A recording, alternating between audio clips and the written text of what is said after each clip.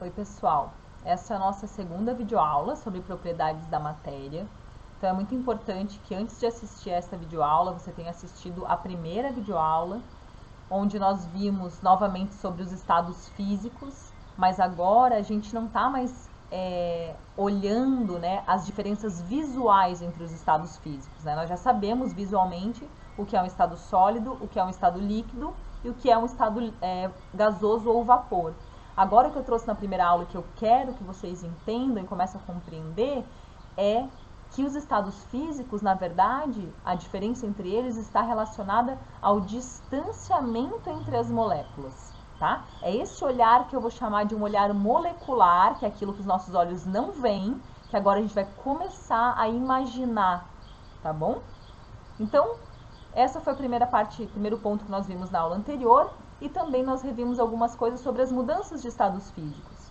E novamente agora, a gente não está dando ênfase, né, nos nomes dessas mudanças. Agora que eu quero que vocês compreendam, e que nós vimos na videoaula, qual que é a influência do calor na mudança dos estados físicos, né, nas mudanças de estados físicos. Se determinada mudança exige que receba calor para acontecer ou perca calor para acontecer, né? Então, nós vimos vários exemplos sobre isso para que fique bem compreensivo para vocês. Sobre isso, nós vimos um experimento bem legal, né, que para mostrar um pouquinho para vocês sobre a química forense, que é a química para elucidar crimes. E o que eu mostrei, então, é justamente a aplicação de um experimento para conseguir analisar, na verdade, encontrar as digitais, que a gente não consegue ver visualmente, né? A partir de uma reação que era com o iodo sólido. Então, o iodo sólido, ele era, vocês podem rever novamente o vídeo, né? Ele era, além de sólido, prateado, e daí foi aquecido, sublimou, ou seja, se transformou, mudou diretamente para o estado vapor, e numa cor roxa, né? Então, essa é uma parte do experimento que mostra a aplicação dessa mudança de estado físico e da necessidade de adicionar calor para essa mudança de estado, que no caso foi a sublimação, do sólido diretamente para o gás. E então, nas mudanças de estados físicos, eu estou focando nos pontos de fusão, que é a temperatura de mudança entre o estado sólido e líquido, e no ponto de ebulição, que é a temperatura de mudança entre o estado líquido e gás, ou líquido e vapor, porque a gente vai estar dando muito exemplo da água aqui, tá? E finalizamos falando sobre fatores que influenciam nos pontos de fusão e ebulição. São diversos, né? A pureza de uma substância, né? Por exemplo, para saber se é ouro puro ou se não é, também são feitas análises do ponto de fusão desse material. Mas a gente não vai entrar em pureza aqui, tá? Os pontos que a gente vai trabalhar e que eu mostrei para vocês é a natureza das substâncias, para vocês saberem que se é água, vai ter um ponto de fusão, né? Terá pontos de fusão e de ebulição específicos. Se for álcool, acetona, óleo, ferro, enfim, todas as substâncias têm seus pontos de fusão e de ebulição específicos para ela. E um outro fator que é o conteúdo da aula de hoje é a influência da pressão nos pontos de fusão e de ebulição, tá? Então, primeiramente, eu quero perguntar uma coisa para vocês. Qual é o estado físico do gás de cozinha lá dentro do botijão de gás? Vocês já pararam para pensar nisso? Se vocês tiverem a oportunidade, com muita segurança, né? Se tiver alguém em casa, vocês podem ou conversar com essas pessoas, ou então mexer um pouquinho o botijão de gás com muito cuidado, né? E perceber se vocês escutam algum barulho ali. E vocês vão perceber que sim, que tem um barulho lá dentro. E esse barulho é de um líquido lá dentro. Então, se você mexe, você percebe esse líquido balançando, né? E você pode perguntar, mas prof, não é gás de cozinha, né? O gás, ele não é líquido, né? É verdade, né? E realmente, quando ele sai do botijão de gás, né, na boca do fogão, por exemplo, ou se vaza, né, que é super perigoso que vaze, ele é gás, ele não sai líquido para fora, certo? O que tem de diferente lá dentro do botijão de gás para fora? que lá dentro ele é líquido e aqui fora ele é vapor. Uma coisa vocês podem perceber em um botijão de gás, que ele é todo vedado, ele é todo fechado. Aliás, isso, né, ele precisa dessa segurança. Se tiver uma abertura, o gás vai sair de lá, na forma de gás. Então essa já é uma diferença. A diferença que existe, gente, é da pressão. O que acontece? As moléculas de gás, elas estão bem afastadas, a gente já sabe disso. Então, se aqui dentro está líquido, significa que as moléculas estão mais próximas aqui dentro, né, as moléculas do gás, do que quando ele vai para fora. O porquê isso? Quando eles vão encher o botijão de gás, eles têm gás na mangueira e começam a encher esse botijão, encher com uma máquina, né? Encher, até um ponto que gera uma pressão tão grande lá dentro da quantidade de gás que as moléculas, à medida que vai empurrando, né, mais gás lá para dentro, empurrando, você vai empurrando as moléculas para que fiquem mais próximas umas das outras. E elas ficam tão próximas que passa a ser, né, passa a se apresentar no estado líquido, que são quando as moléculas estão mais próximas do que no gás, tá bom? Então a gente já viu que assim, quando aumenta a pressão, tem uma pressão forte sendo exercida, essa pressão ela une as moléculas. E por isso que a pressão vai estar associada lá aos pontos de fusão e ebulição. Porque ponto de fusão e ebulição, a gente está falando de mudanças de estado físico, não é? Tá bom? Então, o que acontece é isso. Lá dentro do botijão de gás, a pressão é tão grande que aproximou tanto as moléculas de gás a ponto de torná-la líquida. Aqui um outro exemplo que eu posso estar perguntando para vocês, né? Por que a gente utiliza a panela de pressão? Em que situações, assim, os teus familiares, né, ou vocês, talvez vocês mesmos, né, cozinhem, em que situação você precisa ou você utiliza a panela de pressão? Essa é a primeira pergunta. E que ela faz muito sentido, né? A resposta faz muito sentido para a gente entender onde a gente quer chegar. Mas a gente usa a panela de pressão quando a gente precisa cozinhar rápido um alimento, não é? Então, assim, se eu cozinhar feijão numa panela, pergunte para os pais de vocês, né? Quanto tempo leva para cozinhar feijão numa panela comum? E quanto tempo leva para cozinhar o feijão numa panela de pressão? Tá bom? Então vamos ver o que é, vamos tentar analisar, não só agora olhar essa panela da forma que a gente sempre viu, né, e ver o feijão lá dentro, não, vamos perceber os detalhes para a gente tentar entender o porquê que dentro da panela de pressão, que já tem esse nome, né, o feijão ou o alimento ele vai cozinhar mais rápido, que é isso que acontece, não é? Por que cozinha mais rápido? Então vamos ver, a panela de pressão, assim como o botijão de gás, ela tem que ficar bem vedada, né? Uma panela de pressão fechada ali, ou se eu deixar aberta, não vai gerar aquela pressão, certo? Então, tem que estar fechada para gerar pressão. Aí, eu tenho que aquecer, certo? Então, imagina, você tem água, vamos imaginar só água lá dentro da panela de pressão, você fechou, colocou no fogão. Aí você inicia o aquecimento, porque também se fechar e não iniciar o aquecimento, vai gerar pressão lá dentro? Começa a pensar nas situações que você já percebeu, já vivenciou, já experienciou na tua vida. Então, a gente inicia o aquecimento. Inicia o aquecimento, as moléculas da água e do alimento começam o quê? A se agitar. Videoaula 1. A temperatura, gente, é sinônimo de agitação das moléculas. Então, começa a colocar, aquecer no fogo, as moléculas começam a se agitar. Começa a se agitar. Imagina essa panela fechada, com um monte de molécula bem agitada lá dentro. É aí que começa a formar pressão, porque elas começam a bater na parede e não tem pra onde sair, né? Na parede da panela de pressão, até que gera aquela pressão forte, por isso que se chama panela de pressão. Ela não tem como sair dali. Então, olha só.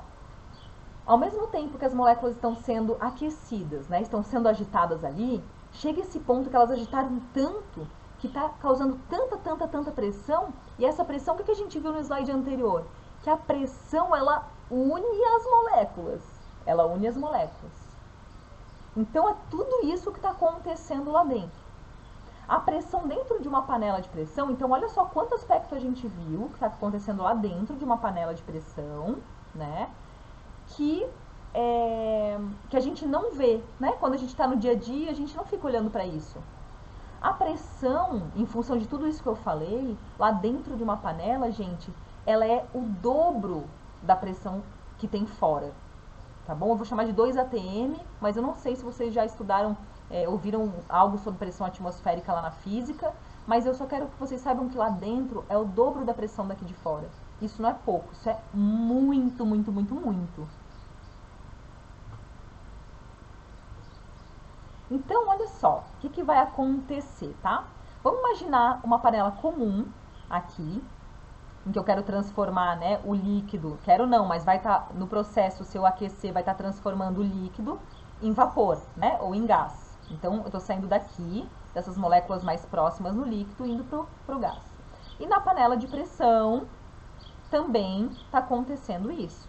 Só que olha qual que é a diferença, estão vendo aqui a diferença? Que foi o que eu estava mostrando para vocês antes? Na panela de pressão, a 2 atm, o líquido lá dentro, as moléculas de líquido, vão estar mais próximas, elas não vão chegar a estar sólidas, tá? Ela continua líquida, só que mais próximas, as moléculas mais próximas do que numa panela comum, sem pressão, certo? Então visualiza bem isso aqui, a diferença que tem entre uma coisa e outra. Aí eu começo a aquecer as duas. Digamos que você está com essas duas panelas lá no fogão. Começa a aquecer. Começa a aquecer. Qual das duas você acha que vai precisar de mais aquecimento, né? Vai ficar, você ligou o fogo no mesmo momento, assim, né? Qual delas vai levar mais tempo para sair do estado líquido para o estado gasoso? Ou seja, para que esse distanciamento aqui das moléculas no líquido torne-se esse distanciamento aqui que a gente vê no gás. O que é mais rápido que aconteça, mais fácil? Sair daqui, que elas estão levemente distanciadas, chegar aqui, ou sair daqui, que elas estão mais próximas, e chegar até aqui. Então, na verdade, o que a gente vê é que na panela de pressão, você precisa aquecer mais por mais tempo, né? Então, você vai ter que aquecer mais para separar essas moléculas que estão bem grudadinhas do que você precisaria aquecer nessas moléculas que já estão um pouquinho afastadas. Isso vai resultar no quê? Numa diferença de temperatura de ebulição. Aqui, que é o ponto de ebulição, né? Na panela de pressão, o ponto de ebulição da água, comparado com o ponto de ebulição numa panela comum, que não tem pressão, é muito mais elevado. Porque quanto maior a pressão, maior a temperatura de ebulição. Então, a gente precisa colocar mais calor aqui, até que o líquido se transforme em gás. Muito mais do que a gente coloca numa pressão comum, numa panela comum. Então, aqui, ó, eu coloquei até um asterisco, né? Eu tô falando que, digamos que na panela comum, a temperatura de ebulição da água é 100. A temperatura de ebulição na panela de pressão é 120 graus. Então, a água lá dentro da panela de pressão, ela chega a 120 graus. Por isso que o teu alimento, ele vai cozinhar mais rápido. Porque, afinal de contas, ele vai alcançar 120 graus. O que cozinha um alimento não é a temperatura, a gente coloca no fogo, né? A gente precisa aumentar a temperatura para que ele cozinhe. Então, quanto mais eu aumento essa temperatura, mais rápido eu consigo cozinhar esse alimento. Então, é por isso que lá dentro da panela de pressão, em função de tudo isso aqui, mas vai resultar no quê? No que esse aumento de pressão resulta, que eu quis mostrar para vocês aqui? No aumento da temperatura de ebulição. E dessa forma, o teu alimento cozinha mais rápido em função disso. Agora, é muito importante, né? Eu coloquei um asterisco aqui. O que está querendo dizer esse asterisco? É que é 100 graus Celsius em Itajaí, que é o nível do mar. Isso é uma outra coisa importante. tá bom? Por quê? Vou passar para frente um pouquinho. Porque a altitude, né, ela influencia na pressão. A pressão atmosférica lá num pico no Monte Everest é muito diferente da pressão atmosférica aqui em Itajaí. E por isso que eu coloquei o asterisco no slide anterior. Tá? A pressão, a gente viu que a gente vai ver agora, que ela tem influência na altitude. Em que localização, em que região do planeta você está? Né? Ou de Santa Catarina, que seja, né? Que já tem diferentes altitudes. Aqui a gente está no nível do mar, quem está em Lages está muito mais alto, né? Eu vim de Canoinhas, onde foi o primeiro lugar que eu trabalhei no IFES, que é muito mais alto. Então, é sempre muito importante quando você vai falar temperatura de ebulição ou difusão de algum material, a qual pressão, tá? Justamente, ou em que localização, que altitude, já que a altitude influencia na pressão. E daí, a gente chega na nossa próxima pergunta, né, questionamento para finalizar essa aula. Se eu perguntar para ti qual é a temperatura que a água ferve, qual que é o ponto de ebulição da água, o que você vai responder? Se você responder a 100 graus Celsius, né, que a maioria responde, eu já digo que você está equivocado, porque nós acabamos de ver que dentro da panela de pressão a temperatura da água é 120.